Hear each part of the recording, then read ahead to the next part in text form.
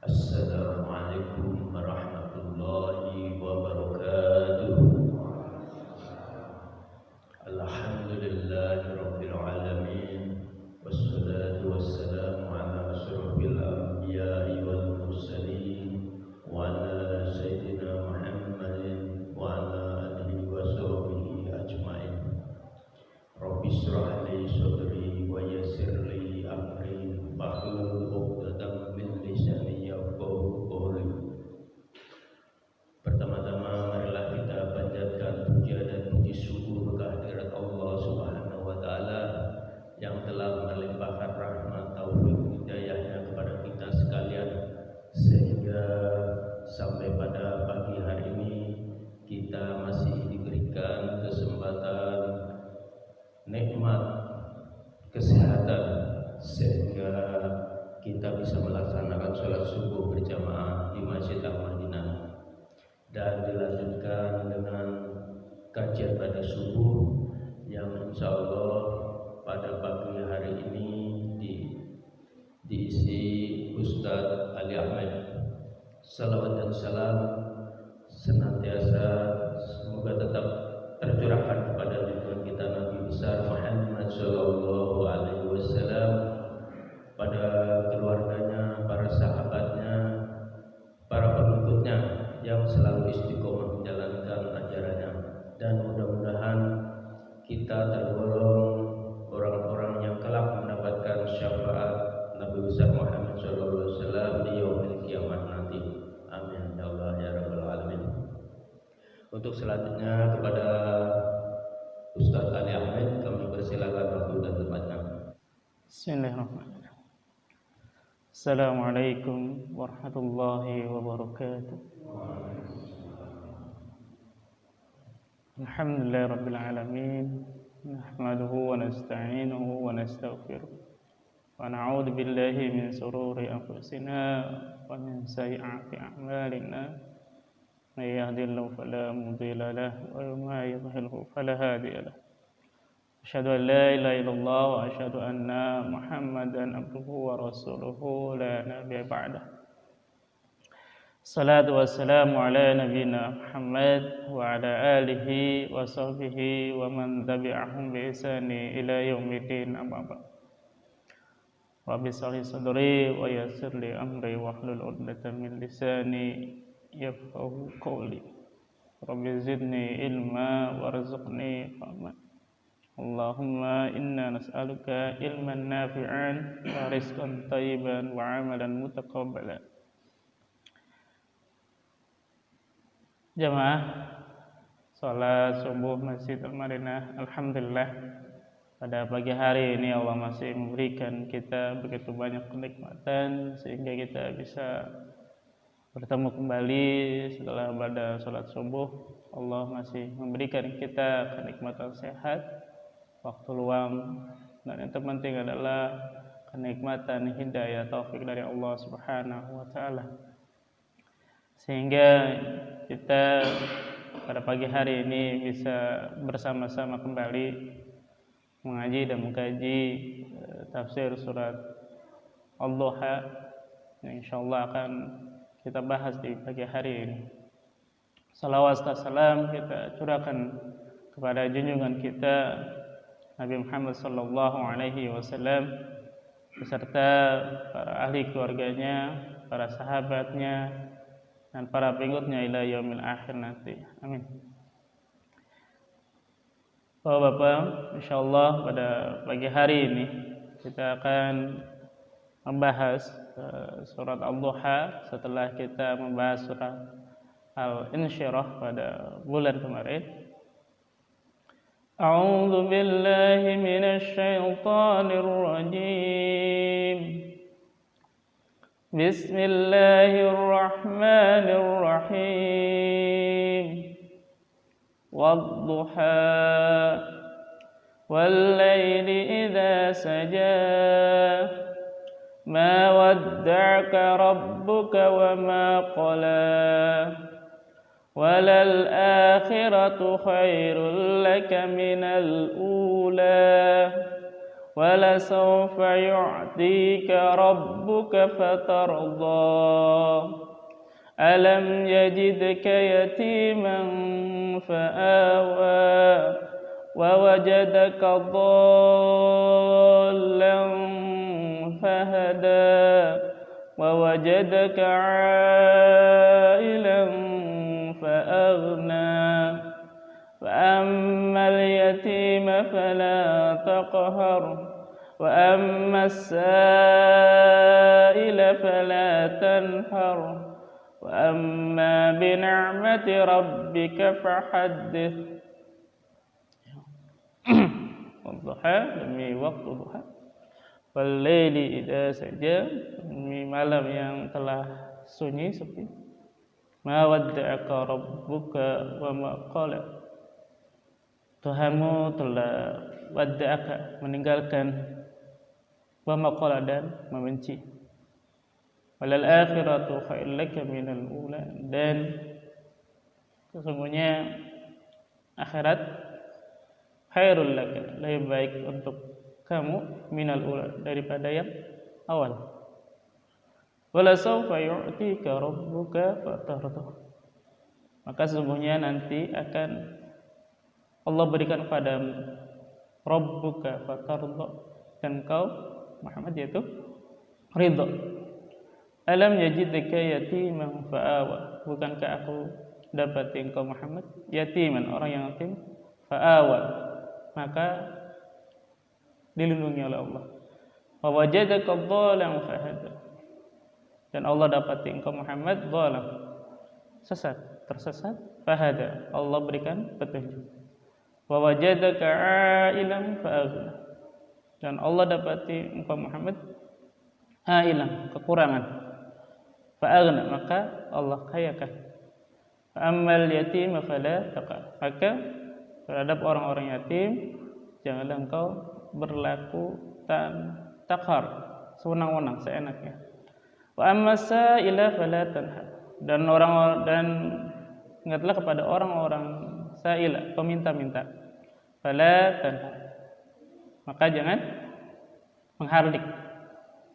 Wa amma bi ni'mati rabbika, maka terhadap nikmat-nikmat Tuhanmu, fahadis, tampakkanlah, bersyukurlah.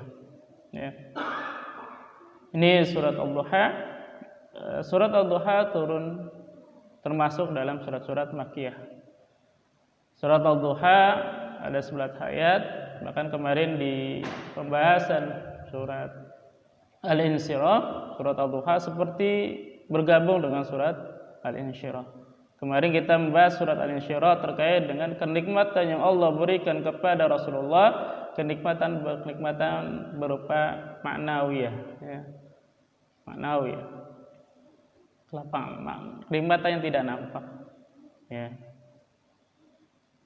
Dibukakan dadanya, ditinggikan derajatnya, dimudahkan segala urusannya.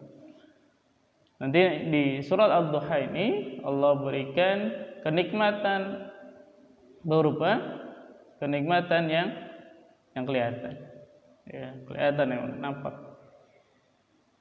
Surat Ad-Duha terdiri dari 11 ayat. Surat Ad-Duha turun setelah surat Al-Fajr, ya.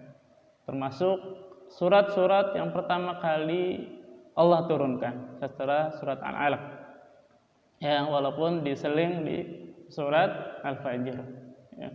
Bahkan ada juga diseling oleh surat Al-Muddatsir, ya ayyuhal muddatsir qum fa'anzir wa rabbaka fakabbir. Walaupun ada yang mengatakan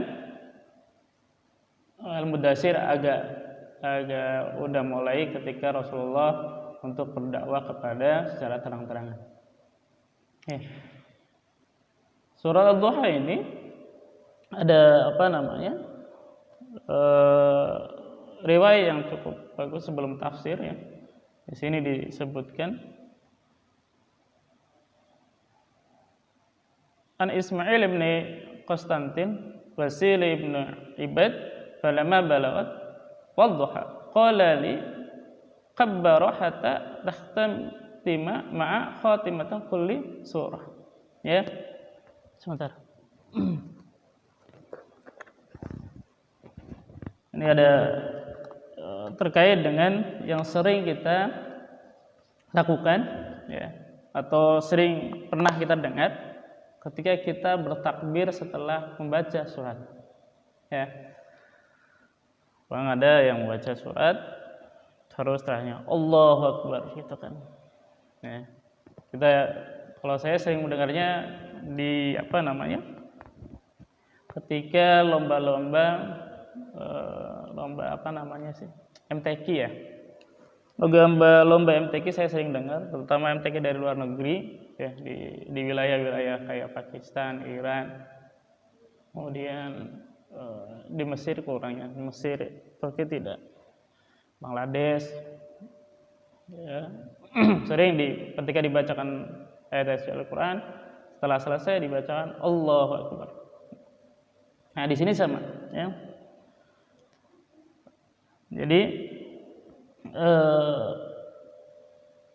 Ismail bin Konstantin Wasili bin Ibad berkata kepada yang membawa hadis ini, qala li kabbar hatta takhtatima, bertakbirlah setelah hatta ma'a khatimul kulli surah, ya, sampai khatamnya surat. Jadi setelah surat Al-Duha, ya, jadi ini yang membawa hadis setelah baca surat Al-Duha, dia diperintahkan untuk membaca takbir sampai surat terakhir, yaitu surat An-Nas. Jadi setelah baca surat Al-Duha, maka bertakbir Allahu Akbar, ya. Kemudian baca surat Al-Nashrah, Al-Insyirah, Allahu Akbar, sampai surat An-Nas.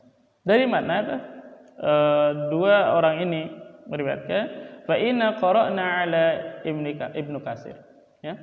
Ala Ibnu Katsir, ini bacaan yang dari Ibnu Katsir. Kami diperintahkan untuk membaca, ya, oleh Ibnu Katsir. Wa amarona bidzalik, ya. Aku juga disuruh seperti itu. Kemudian wa akhbarana lahu qara'na ala Mujahid. Dan Ibnu Katsir juga diperintahkan seperti itu oleh Mujahid juga. Wa amarahu bidzalik, ya.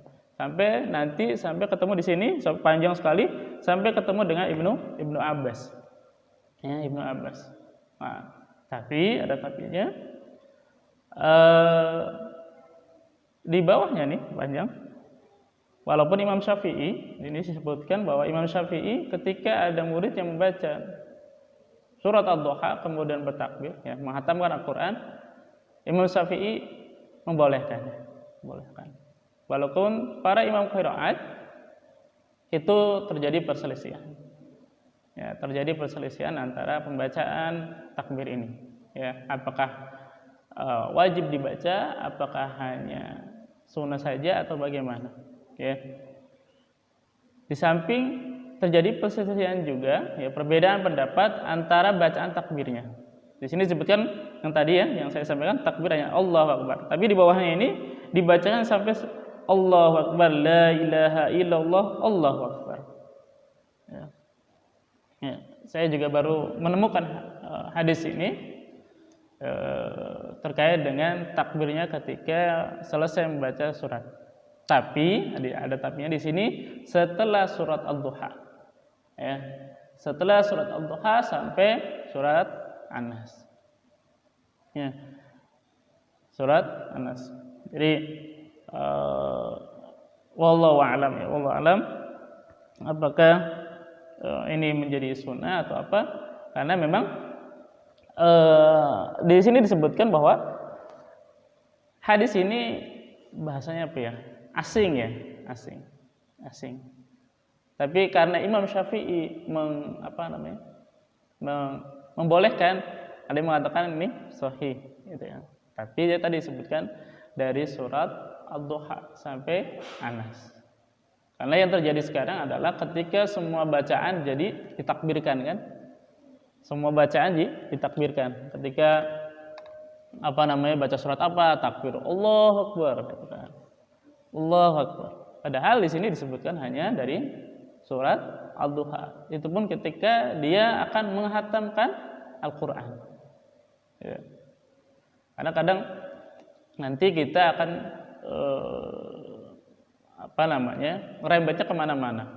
Setiap baca surah duha dia takbir, baca surat lain jadi takbir lagi, dikiaskan akhirnya, dikiaskan semuanya itu. Berarti semua bacaan? Tidak, ya. Tidak seperti itu. Ketika konteksnya bahwa ini adalah ketika dia mau menghatam Al-Qur'an, ya ketika itu aja. Ya, dia mau menghatam Al-Qur'an dari surah Al-Duha dia mulai baca takbir. Ya, walaupun di sini juga disebutkan terjadi perselisihan juga apakah mulainya di awal surat Al-Duha, jadi surat Al-Lail ya. Al-Lail baca takbir dari awal dari situ, apakah setelah baca surat Al-Duha baru takbir? Tapi yang jelas di sini disebutkan ketika sahabat ulama ini membaca surah Al-Duha, dia diperintahkan untuk bertakbir oleh dua orang gurunya ini, ya. Ismail bin Konstantin dan Wasili bin Ibad.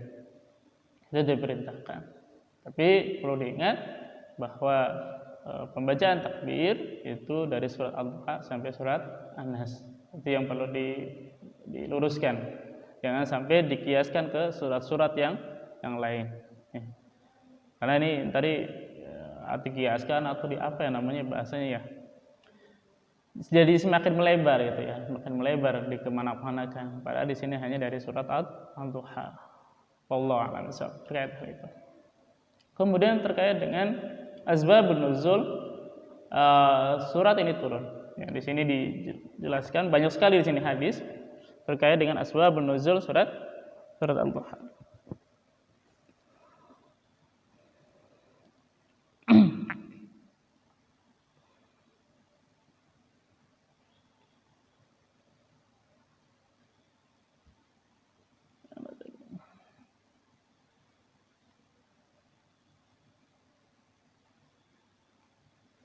Falam yakum lailah aw lailatain fa'atat imra'atun faqalat ya Muhammad ma ara syaitanaka illa qad taraqaka fa'anzalallahu azza wa jalla wadduha wal laili idza saja.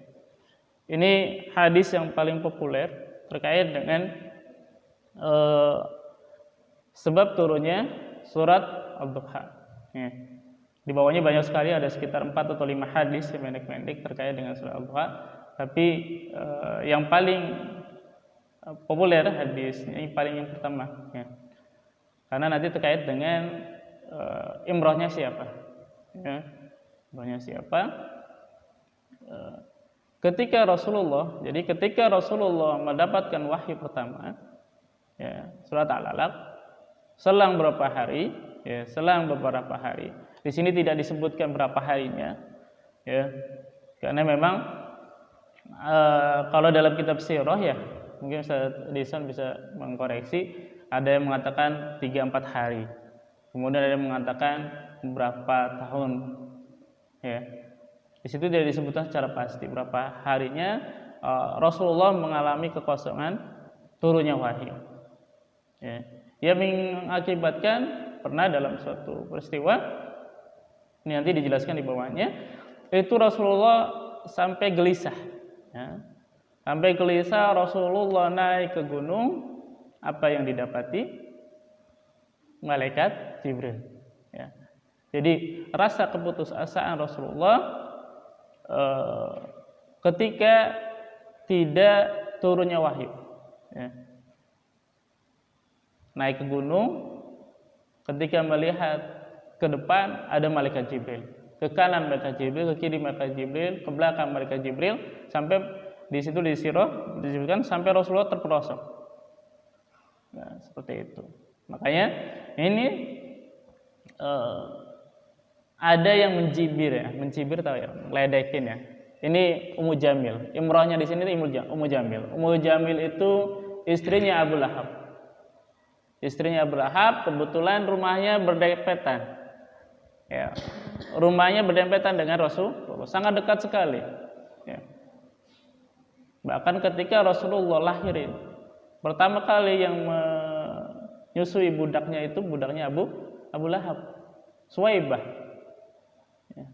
Saking senangnya Abu Lahab Rasulullah lahir, Abu Lahab itu memperbedakan budak.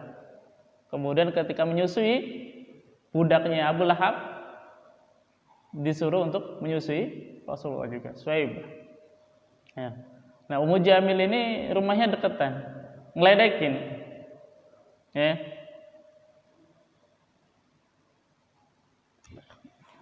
Ngeledekinnya apa? Ma ara syaitonaka illa qad tarakaka. Aku melihat setanmu udah ninggalin. Ninggalin. Maksudnya syaitonaka itu apa? Syaitonaka itu maksudnya malaikat Jibril. Ya.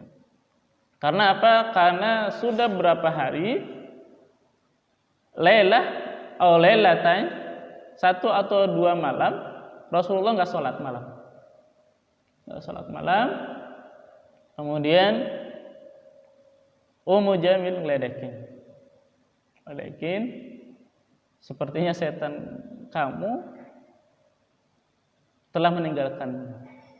Maksudnya apa? Malaikat Jibril. Malah Jibrilnya udah ninggalin Rasulullah.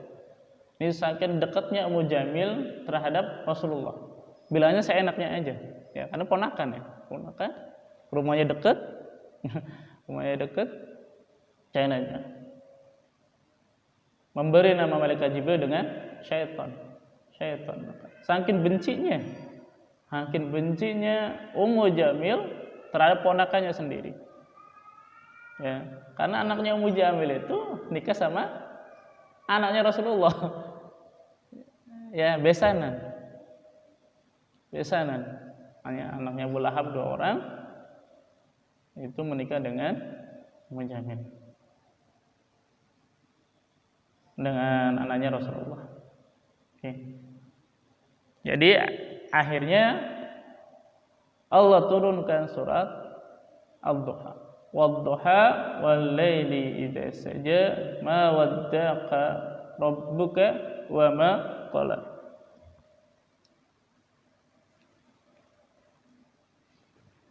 Ya. Ini walaupun di sini kalau yang saya sebutkan tadi perempuan itu Ummu Jamil. Kalau di hadis berikutnya adalah al-musyrikun. Faqala al-musyrikuna da'a Muhammadan ala rasul wa da'a Muhammadan rabbahu. Ya. Nah, ini di hadis yang kedua orang-orang musyrik. Ya. Orang-orang musyrik yang meledekin Rasulullah. Ya, Tuhan kamu udah meninggalkan. Ya. Tuhanmu telah meninggalkan Rasulullah. Artinya Rasulullah dibiarkan saja. Nah, akhirnya turun. Wadduha wal-laili idza saja ma wadda'aka rabbuka wa ma qala. Wadduha demi waktu duha, wal-laili idza saja demi malam yang telah sepi sunyi. Ma wadda'aka rabbuka wa ma qala. Dan Tuhanmu tidak meninggalkanmu wa ma qala dan tidak membenci. Ya. Ini ada satu, kalau dalam bahasa Arab ini bisa Santo, wa ma qolaka harusnya ya. Kayak wadda'aka ada kaknya ya kamunya. Karena ini termasuk isim-isim yang harus ada maf'ulnya. Ya, harus ada maf'ulnya. Tapi qola ini enggak ada kaknya. Ya, enggak ada kaknya. Ini subhanallahnya ya.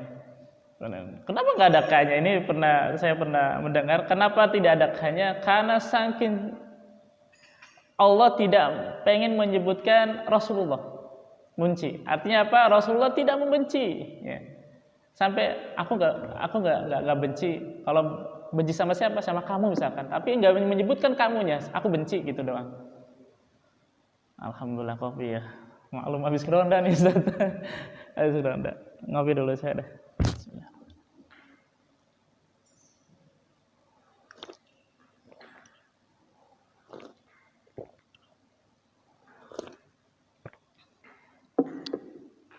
Ya.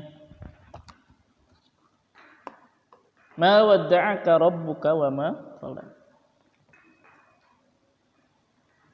Allah Tuhannya ya, Rabbnya tidak meninggalkan engkau ya Muhammad wa ma qala dan tidak membencimu. Ini jawaban atas ledekan orang-orang kafir Quraisy.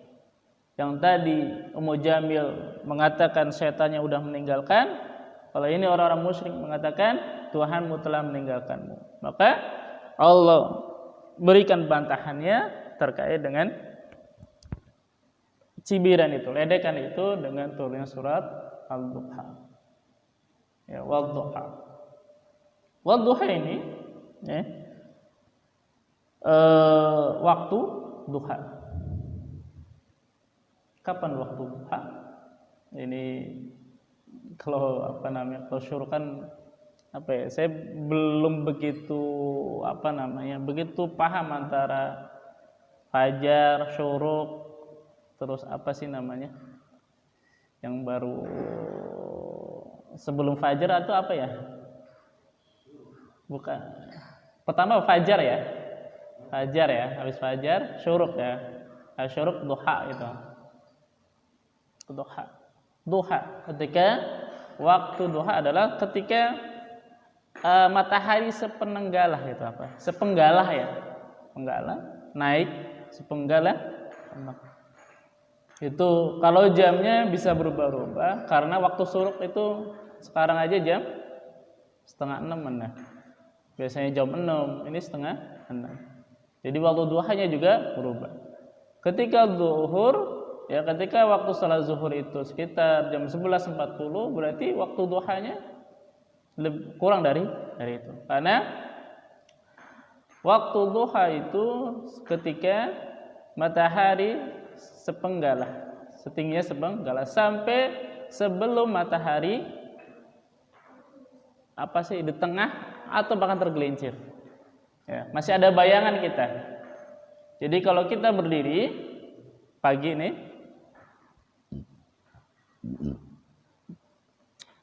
bayangan kita ada di sebelah barat karena matahari dari timur.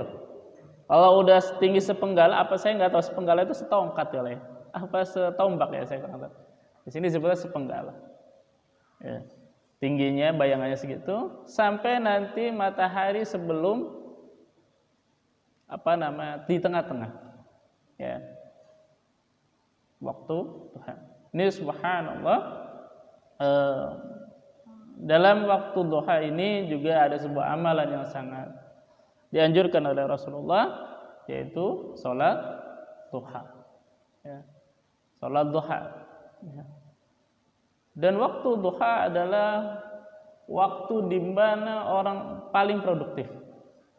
Ya, paling produktif. Paling enak ketika kerja. Lagi seger-segernya kerja. Ya, waktu duha. Ya. Sekitar mungkin jam 7-an kali ya. Kita kalau berpatokan pada jam itu selalu berubah soalnya. Ya. Artinya ketika udah siang, matahari udah naik dikit, itu kita aktivitas enak, masih pagi, masih seger. Berbeda ketika sudah sampai puncaknya, jam 12 sampai sana. Makanya Rasulullah suka melakukan kulailah, ya, sebelum zuhur atau setelah zuhur sebentar tidur. Itu untuk merefresh kembali. Apalagi kalau udah malam, udah capek, udah lelah. Apalagi malamnya ronda lagi. Ronda, aduh. Berasa banget ya, berasa banget ngantuk ya. Itu melelahkan, malam melelahkan. Ya. Dan waktu duha waktu sangat yang produktif. Tapi di tengah-tengah keproduktifan kita mencari kehidupan dunia, disitulah ada waktu sangat baik, yaitu melakukan sholat sunnah duha. Ya, sholat sunnah duha ada yang minimal 2 rakaat. Kalau banyaknya terjadi perbedaan. Ya, terjadi perbedaan. Apakah 8, apakah 12? Itu terjadi perbedaan. Yang jelas minimal 2 rakaat. 2 rakaat. Kalau Ustadz Adi Hidayat mengatakan lebih baik 4. Ya, 4. Ya. Kalau Ustadz Hidayat Nur Wahid itu selalu 8. Saya pernah baca beliau selalu 8 rakaat. Subhanallah ya, 8 rakaat. Itu masing-masing. Nah, ketika kita sholat duha, nanti disebutkan di sini nanti deh. Kita seperti mensedekahkan seluruh sendi-sendi dalam diri kita. Ya. Saya belum pernah ngitung berapa jumlah sendi. Mungkin anak kedokteran atau anak biologi yang tahu berapa jumlah sendi kita. Ya, kita sedekahkan. Setiap hari kita sedekahkan. Ya. Jadi ketika selesai kita sholat duha, telah melaksanakan sholat duha, berarti sama saja kita mensedekahkan sejumlah bilangan jumlah dari sendi-sendi kita. Kalau di hadis lain kan ada yang mengatakan tasbih sedekah, tahmid sedekah, takbir sedekah, kemudian tahlil sedekah. Ya. Dan ini ketika kita melaksanakan sholat duha, itu berarti kita telah mensedekahkan sejumlah sebanyak sendi-sendi yang dalam tubuh kita. Wallahu alam berapa jumlah sendi-sendi yang ada dalam diri kita. Nah, itu terkait dengan asbab nuzulnya surat Ad-Duha.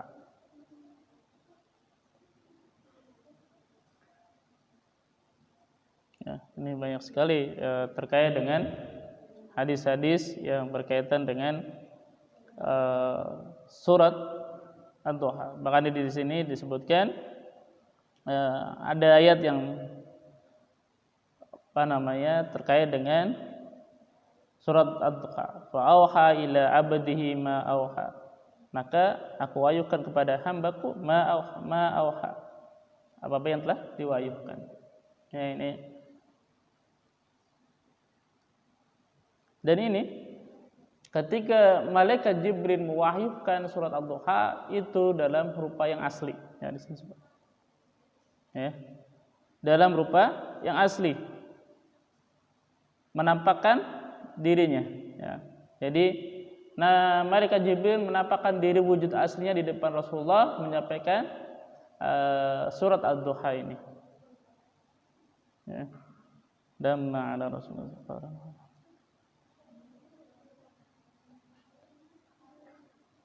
Sebutkan.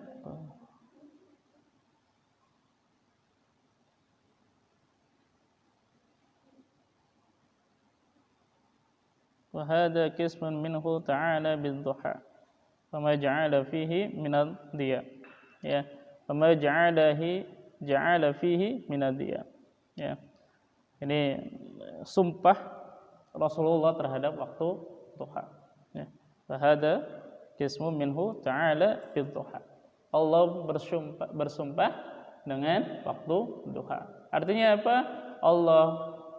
waktu ini sangat penting. Ya, waktu duha adalah makhluk Allah. Ketika Allah bersumpah terhadap makhluknya, berarti makhluk ini mempunyai kedudukan yang sangat penting. Waktu duha. Ya, wa ma ja'ala fihi minadhiya.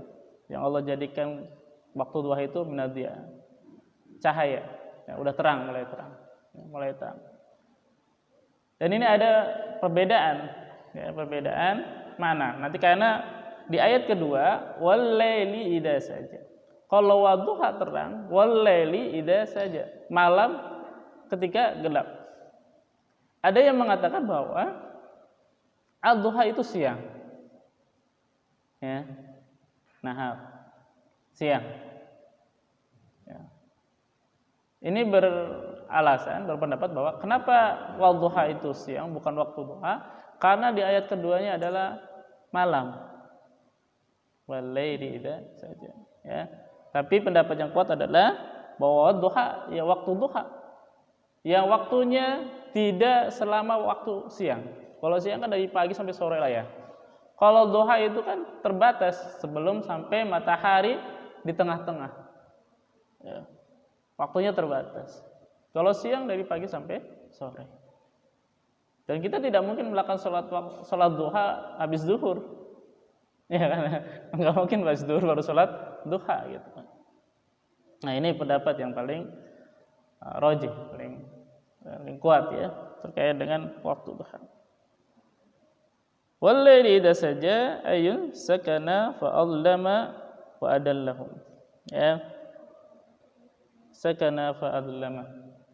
Tenang dan gelap ya. Ketika malam itu memang tenang ya, tenang, Mungkin kalau Jakarta mah nggak ada sepinya ya. Tapi serame-rame Jakarta pasti ada sepinya. Coba ke Tamrin jam berapa itu pasti sepi. Ada Sudirman, ya sepi. Cuma nggak tahu pasar Citayam sepinya jam berapa ya. Saya nggak pernah lihat pasar Citayam sepinya ya. Saya jam 2 aja pernah lewat, Masya Allah. Jam 3 ramai. Ya, pasar Citayam sepi. Saya nggak tahu. Jam segini lagi rame-ramenya. Apalagi kalau udah jam 7 mungkin macet kali ya. Hari libur soalnya. Macet. Tapi itulah ya, malam sepi. Ini seperti di surat Al-Lail ya. Wal laili idza yaghsha wan nahari idza tajalla. Ya, ini sama dengan di surat surat Lail atau di surat Al-An'am. Falikul isbah. Ya. Falikul itu dibalikin ya. Falikul isbah, gantian pagi. Wa ja'alal laila sakana, dan dijadikan malam sakana, tenang ya. Wa syamsa wal qamara husbana, sebagai perhitungan. Dzalika taqdirul azizil alim. Dan itulah takdir, ketetapan dari yang Maha Aziz dan Maha Alim, ya, Maha perkasa lagi Maha mengetahui. Ya.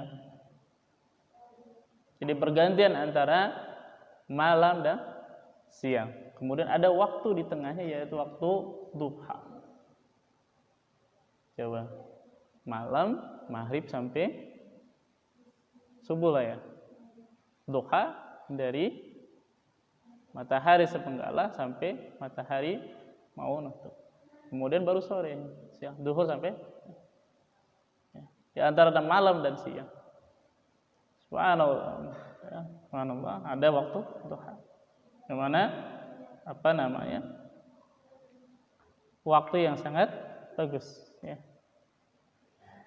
Falikul isbah wasyamsa wal qamara husbana. Wasyamsa wal qamara, dan dijadikan matahari dan bulan sebagai perhitungan.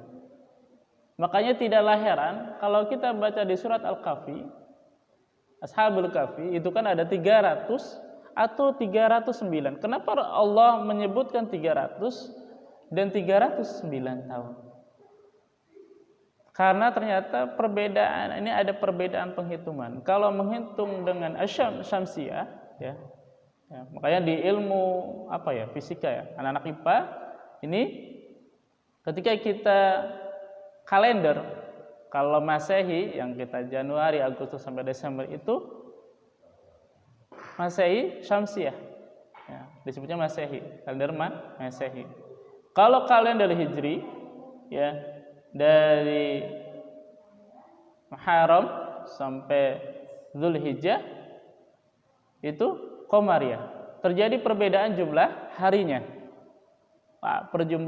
Perbedaan jumlah harinya ini yang menyebabkan terjadi perbedaan hitungan antara 300 dan 309.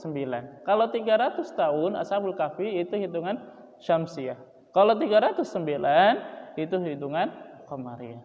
Subhanallah, ini yang meneliti, subhanallah. Ya. Dan itu pas. Ya. Ada perhitungan berdasarkan matahari, ada perhitungan berdasarkan bulan. Kalau kita jelas mataharinya bulannya bulat, wah ini tengah bulan, iya kan? Kalau syamsiyah, kalau mataharinya ada di mana ya? Saya kurang tahu ya. Mungkin anak IPA mungkin kalau mataharinya agak condong di sebelah utara, wah ini musim kemarau nih. Ya, musim kemarau. Kalau mataharinya condong, kan ada garis khatulistiwa. Kalau mataharinya condong ke utara, musim panas nih. Ya. Kalau mataharinya condong ke selatan, musim penghujan. Ya. Kalau ke utara, orang Eropa senang dapat matahari. Ya. Kalau matahari condong ke selatan, orang Eropa kedinginan. Ya, musim salju. Ya. Kalau sekarang berarti ke selatan mungkin ya, contohnya ke selatan. Banyak ada musim hujan. Ya. Ada yang namanya gerak semu harian. kerak matahari, kerak semu harian. Ya. Di sini juga disebutkan ya. Kemudian di ayat selanjutnya ayat 3. Ma wada'aka rabbuka wa ma qala, ayu ma tarakaka wa ma qala wa ma abdahaka. Ya. Wada'aka artinya taraka, meninggalkan. Ya. Tuhanmu tidak meninggalkanmu. Artinya Allah tidak meninggalkan Rasulullah. Ya. Rasulullah berapa hari gelisah, tidak ada turun wahyu, ya. Berapa hari malaikat Jibril tidak hadir, tidak datang menyampaikan wahyu, membuat Rasulullah gelisah, was-was. Diledekin sama Jamil, diledekin oleh orang-orang musyrik.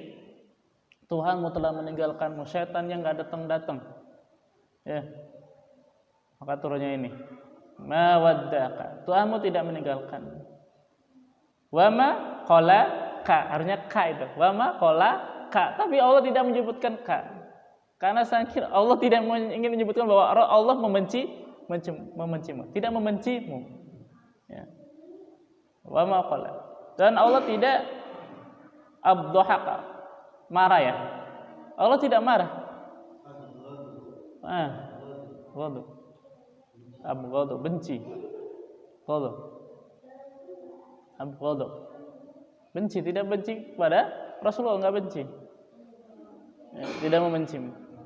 Ini bantahan kepada orang-orang Quraisy yang mengatakan bahwa ya tadi sebenarnya Allah tidak meninggalkan Rasulullah dan tidak membenci, ya, tidak membenci pada Rasulullah, tidak, ya kayak itu marah itu, biarin nanti, malahan ditinggalkan, nah tidak membenci. Nah ini makna dari wadduha wal laili idza saja ma wadda'aka rabbuka wa ma qala. Kemudian di ayat keempat, walal akhiratu khairul laka minal ula, walid darul akhirah khairul laka min hadhihi ad-dar. Ya, sesungguhnya darul akhirah, ya, tempat, ya, dan akhirat khairul laka, lebih baik untukmu, minna hadhihi dar, daripada tempat ini, dunia.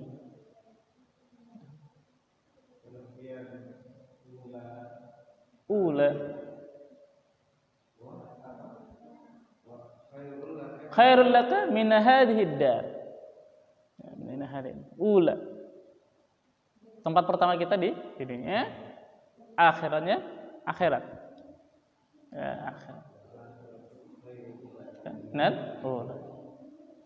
Ya, walihada kana Rasulullah sallallahu alaihi wasallam azhadan nas fid dunya.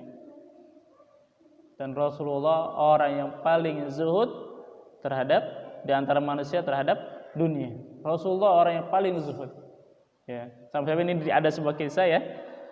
Ibnu Mas'ud tidur, ya. Ibnu Mas'ud tidur melihat Rasulullah bangun dari tidur. Kemudian apa sih, bekas ya, bekas tikernya bekas. Apa kata Ibnu Mas'ud? Tikernya itu bekas ya, apa sih? Korma ya, apa sih, anyaman itu korma ya, apa sih? Ya kalau kita apa ya, kelapa ya, dianyam gitu. Ngecap gitu, tikarnya, ngecap gitu. Bukan kita yang pakai empuk, udah karpetnya, atau dikasih selimut yang tebel, pakai AC. Rasulullah itu kalau saya lihat di apa namanya, tempat tidurnya kecil banget itu, dipannya. Dipan, saya nyebut dipan karena bukan kasur itu, dipan ya. Dipan. Kecil. Ya, itu. Sampai Ibnu Mas'ud mengatakan, "Ya Rasulullah, aku ganti tikernya." Atau Rasul enggak usah. Ya, sangat zuhudnya Rasulullah. Apakah Rasulullah miskin? Tidak, Rasulullah kaya. Ya, Rasulullah kaya. Rasulullah kaya.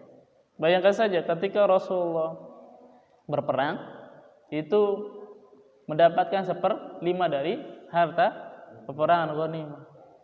Tapi ada suatu waktu Rasulullah pulang tidak bawa ghanimah, padahal waktu itu ghanimahnya sangat banyak sekali. Makanya pernah ada sebuah kisah tentang para istri-istri Rasulullah pada cemberut. Ya, istri-istri Rasulullah cemberut, Rasulullah perang tidak bawa ghanimah. Cemburut, Rasul cuma ngasih pilihan, aku ceraikan dengan baik-baik atau kau ridho terhadap diriku. Oh, apa? Ingin dunia, maka aku ceraikan dengan baik-baik. Kalau ya, kalau ya, kalau ingin akhirat dengan ya. Subhanallah ya. Karena apa?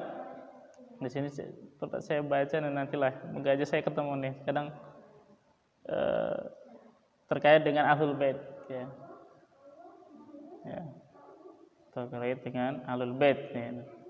Ya, zuhudan Rasulullah. Karena memang sebenarnya kalau kita lihat perjalanan sirah Rasulullah ketika Rasulullah diangkat menjadi nabi, semenjak itulah Rasulullah tidak berdagang. Rasulullah tidak berdagang lagi. Ya. Harta yang ada itulah yang Rasulullah gunakan untuk keseharian dan untuk berjuang. Ya. Berjuang untuk menegakkan la ilaha illallah. Kemudian semuanya harta dikeluarkan. Otomatis semenjak 10 tahun, 13 tahun Rasulullah di Mekah, Rasulullah tidak pernah bekerja, berdagang. Rasulullah hanya menyampaikan wahyu segala macam. Sampai ketika Khadijah meninggal, ya, tidak ada harta yang bisa dipakai bajunya Khadijah, itu banyak tambalan. Karena memang udah hartanya tidak ada. Rasulullah berikan semuanya. Nah, nanti kaitannya dengan walal akhiratul laka minal ula, karena ada yang menafsirkan ya, tapi bukan di Ibnu Katsir ini, menafsirkan bahwa Rasulullah akhirnya ya, itu lebih baik dari permulaannya. Ya. Permulaannya di mana? Di Mekah. Akhirnya di mana? Di Madinah. Dan Rasulullah hari setelahnya itu pasti lebih baik dari hari sebelumnya. Ya. Tahun setelahnya pasti lebih baik dari tahun sebelumnya. Ya. Pasti lebih baik terus, meningkat.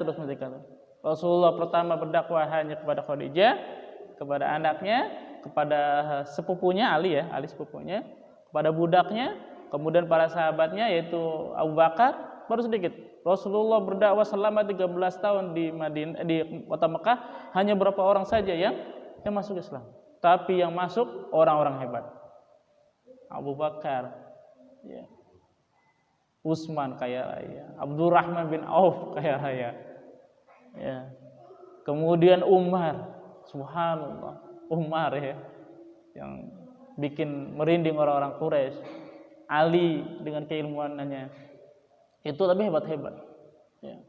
Allah masuk Hamzah, ya kan? Awal-awal dakwah Rasulullah mendapatkan orang-orang hebat, ya. Dari kalangan budak, Bilal. Terus keluarga Yasir, semuanya itu orang-orang hebat. Nah, ini kalau di sini disebut terkait dengan kezuhudan Rasulullah terhadap dunia, karena Rasulullah menginginkan kehidupan akhirat. Tapi bukan berarti kita meninggalkan kehidupan dunia, karena kita tidak lepas dari dunia. Bahkan dunia itulah yang menjadi tempat kita bercocok tanam untuk akhirat nanti. Ya. Artinya, ya, jadi, iya. Jadi artinya kehidupan dunia di sini coba saya cari ada hadisnya terkait dengan innama mithli wa mathalan ad-dunya karaqib zalla takhta syajarah. Ya, seperti perumpamannya adalah dunia itu seperti orang musafir. Ya, orang musafir berteduh di bawah pohon, summa raha wa tarakaha. Dia istirahat dan ditinggalkannya sebentar. Kalau kita musafir mampir ke warung lama enggak?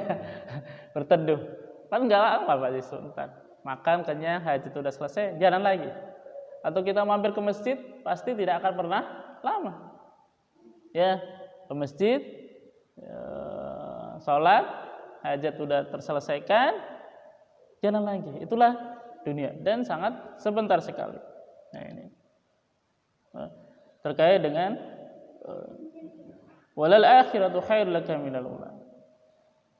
Dan ini saya pernah mendapatkan, ini di Makassar mendapatkan bahwa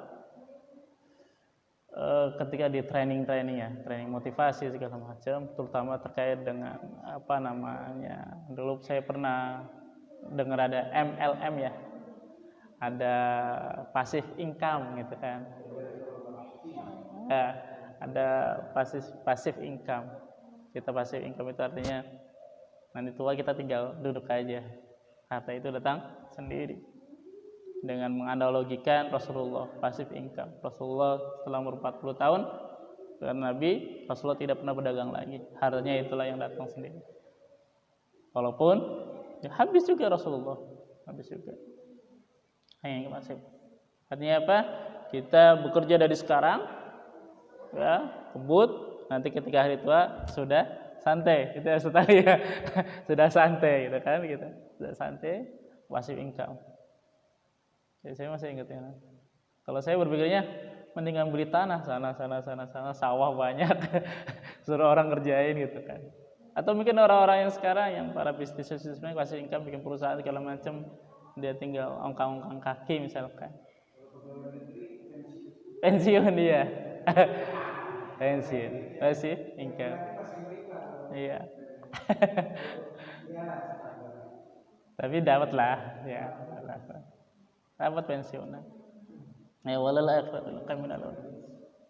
Jadi terakhirnya itu lebih utama. Kita kerja sekarang, nanti pas di terakhirnya kita santai. Ya, santai. Mungkin ini menganalogikan dengan kita mencari dunia sebanyak, bekal akhirat kali ya. Bekal akhirat, nanti ketika di akhirat kita istirahat. Seperti kata Imam Syafi'i ketika ditanya sama muridnya, Syekh, kapan kau istirahat? Apa kata Imam Syafi'i? Imam Syafi'i itu Hambali, saya lupa itu. Ketika kakiku telah menginjak surga, itulah istirahat saya. Gitu kan. Subhanallah. Ya, subhanallah. Tapi kalau menurut saya pribadi, ketika kita beramal itu tidak berkaitan dengan waktu. Walaupun kita mungkin bahasanya udah berumur tua, tidak ya. Kita terus tetap beramal. Karena orang terus harus bergerak kan, bergerak terus beramal. Dan itu ketika kita menghasilkan dari tangan kita sendiri kan subhanallah. Ya. Walaupun kita harta banyak, toh tentu mungkin kita bukan tentu belum pasti kita akan ongkang kaki doang kan, pasti akan mengurusi semuanya walaupun ada yang mengurusi ya. Ya, walaupun ada yang mengurusi. Ya, contohnya lah orang tua sukses Bob Sadino. Ya, beliau bekerja mudanya, sukses. Di akhir hayatnya juga dia nggak diam gitu kan, nggak diam, tetap aja mengawasi perusahaannya segala macam.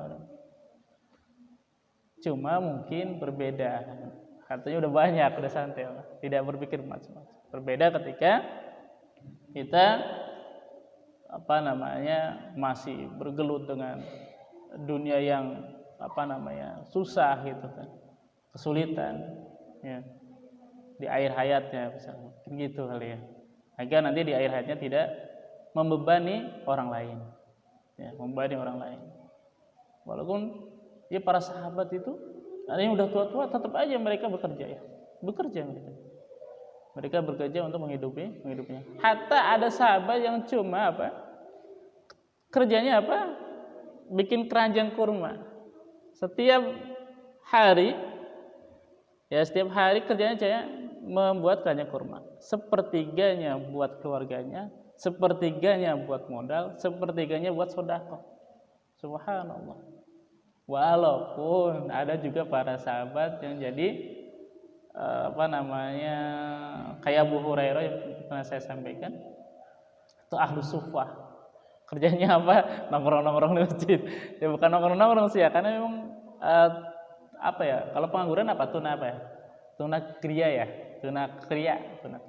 Tidak punya kerjaan tetap, nunggu tuna karya.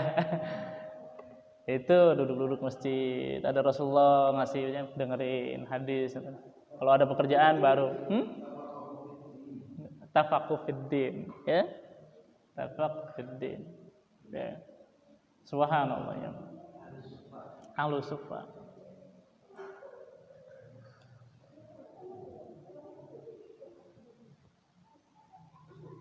Saya mana tadi ya? Wal akhiratu khairul laka minal ula.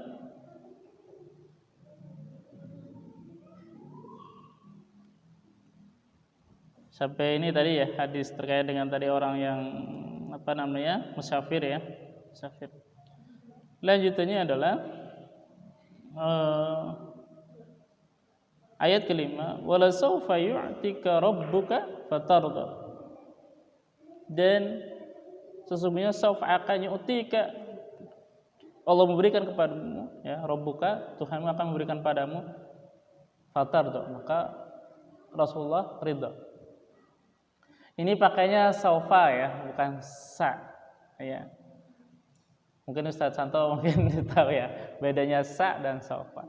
Kalau sa itu akannya sebentar lagi, kalau sawfa akannya nanti lama. Ya. Kapan? Masih lama. Masih lama. Bisa bermakna nanti di akhirat. Ya. Kalau dikaitkan dengan ayat yang sebelumnya, ya di akhirat tadi. Ya. Khairul laka minal hadi dar ya, lidaril akhirah khairul laka min hadhihi dar. Mungkin maknanya itu ya. Ini menggunakan kata saufa. Allah akan berikan padamu dan fatarda, maka Rasulullah ridha terhadap pemberian dari Allah. Fid dari al-akhirah yu'tihi hatta yardihi fil ummati.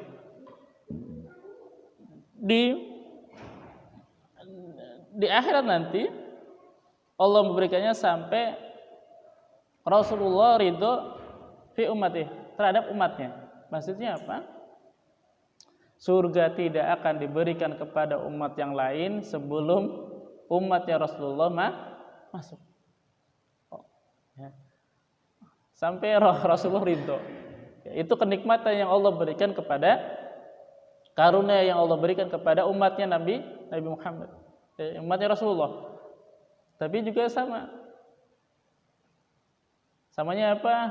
Tidak akan dihisab umat yang lain sebelum umatnya Nabi Muhammad dulu.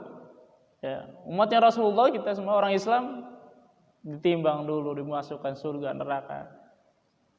Ya. Sampai umat Rasulullah masuk surga, baru umat-umat yang lain diperbolehkan. Itu maknanya. Ya, tapi subhanallah, ini makanya Rasulullah ridho. Ya, puas ya. Puas terhadap, sampai Allah memberikan sampai engkau puas. Ya, artinya bahasanya gini. Aku berikan sesuatu sampai engkau puas. Ya, puasnya Rasulullah adalah ketika umatnya masuk surga semua. Ya. Ridhonya. Nah. Kemudian di hadis selanjutnya, fa'atahu fil jannah alfan kisr. Allah memberikan ya di surga alfan 100 ya, 100 kisr, istana, 100 istana ya. Fil kisra ma yanbaghi lahu min azwaj. Di setiap di setiap kisronya udah dikasih 100 kisra, 100 istana. Di setiap istananya ada azwaj. Azwaj apa? Di surga dapat 100 istana, kemudian di setiap istananya ada bidadari. Ya. Subhanallah. Ya.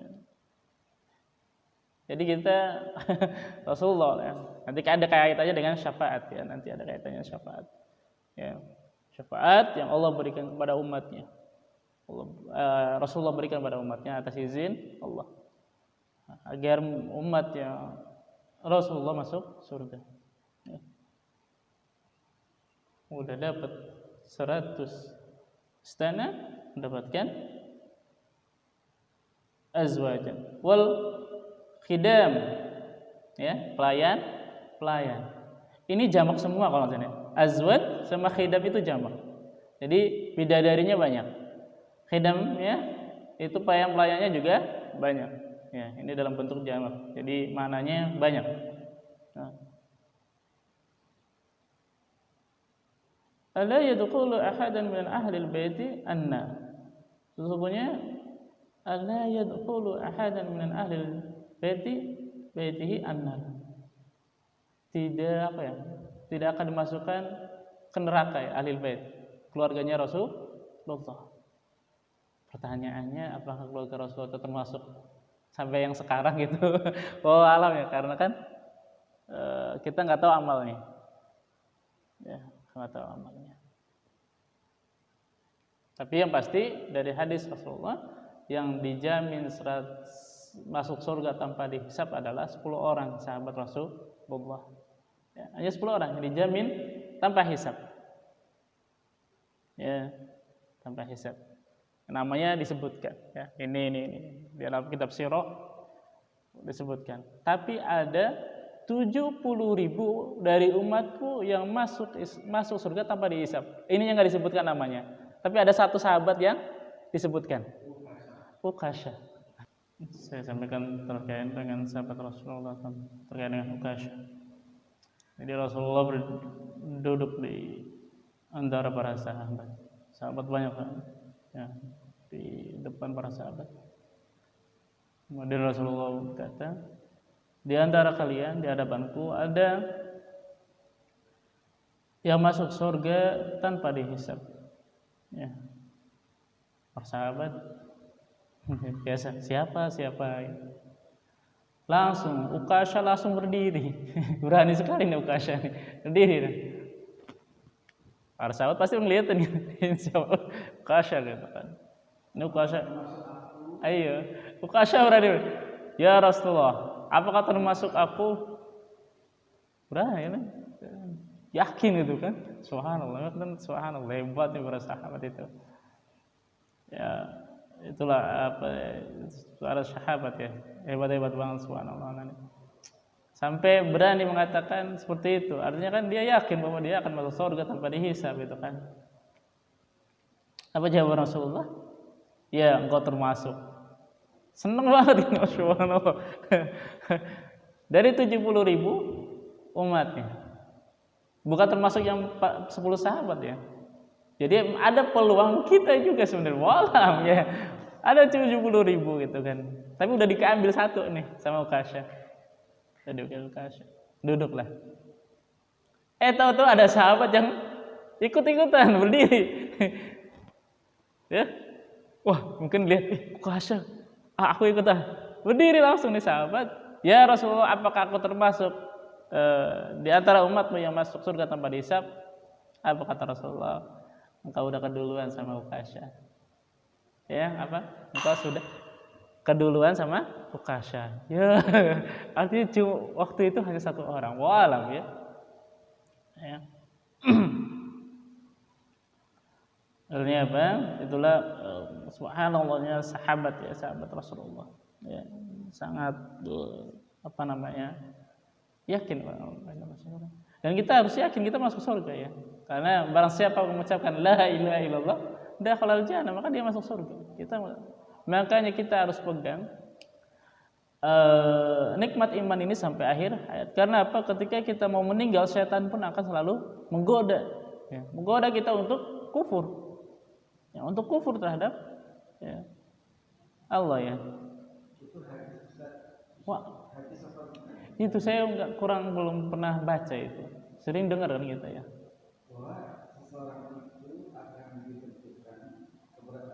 Akhirnya, kalau itu ada di hadis arba'in. Itu hadis ke-10 kalau nggak salah ya. Hadis ke-10, 9 atau 10 saya lupa itu ya. Itu ditentukan akhirnya. Ya. Ketika dia melakukan kebaikan, surga. Maka dia melakukan keburukan, neraka. Akhirnya, dihitung akhirnya. Tapi sangat jarang sekali ketika kita melakukan kebaikan terus, tahu-tahu di akhirnya dia melakukan keburukan, meninggal gitu kan. Itu jarang kan. Yang ada kebalikannya, ketika dia melakukan keburukan, mendapatkan hidayah dari Allah, dia melakukan kebaikan, maka dia masuk surga. Ada yang mengatakan juga, ini maknanya apa? Ketika dia Islam, terus di akhir-akhirnya dia kafir. Maka ada yang mengatakan di awalnya dia kafir, di akhir-akhirnya dia masuk Islam. Jadi makna yang pertama terkait dengan diri orang Islam ketika melakukan kebaikan-kebaikan kita jadi su'ul apa husnul khatimah. Kalau yang kedua terkait dengan mana terkait dengan kita orang Muslim dan orang kafir. Ya. Kalau kita berpegang erat terhadap keimanan kita, insya Allah kita husnul khatimah. Ya. Meninggal dalam keadaan Islam. Wala tamutunna illa wa antum muslimun. Ini sering ya di khutbah Jumat ya. Ya. Wala tamutunna illa wa antum muslim. Enggak boleh mati karena harga mati. Enggak boleh mati. Harga mati enggak boleh mati. Kita enggak boleh mati ya, enggak boleh mati kecuali dalam keadaan Islam. Jadi kalau kita Islam udah boleh mati dah. Itu maknanya wa'alam. Iya. Harga mati. Harga mati.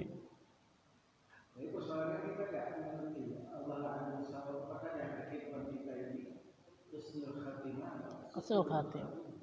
Itu yang kita tidak tahu.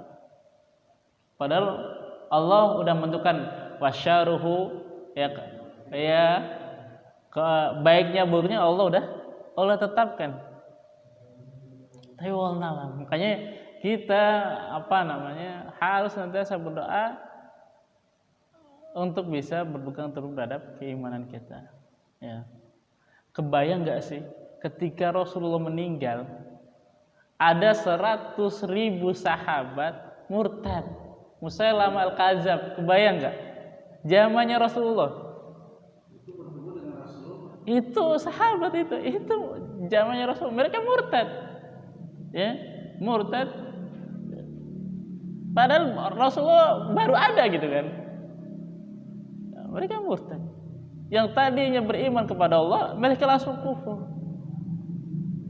Artinya kemungkinan itu ada, makanya kita harus tetap berpegang teguh terhadap nikmat.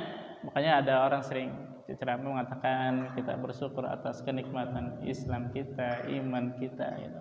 Itu sebuah kenikmatan. Ya, kalau kita mendapatkan kenikmatan umur panjang, dunia banyak, rezeki banyak, tapi nggak beriman, percuma juga. Ya, percuma juga. Karena yang penting adalah kenikmatan hidayah dari Allah, keislaman kita. Karena ada sahabat saking miskinnya pengen ikut perang, nggak punya senjata, ngambil apa? Pisaunya bininya diambil, pisau istrinya diambil. Saking miskinnya pula, kalau perang kan pakai topi helm besi ya, dia pakai apa? Panci istrinya dia bawa.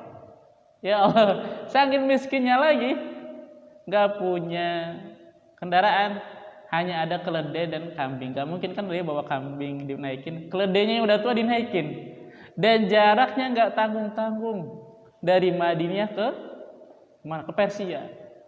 Itu kan jaraknya.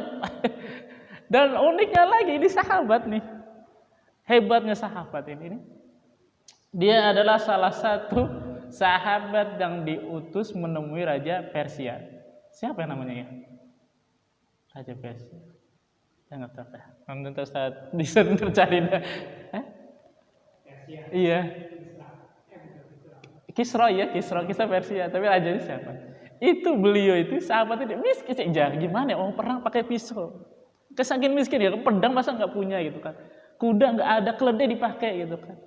Helm besi nggak ada, panci di bawah gitu kan. Tapi dia yang menggertak itu Raja Persia, digertak.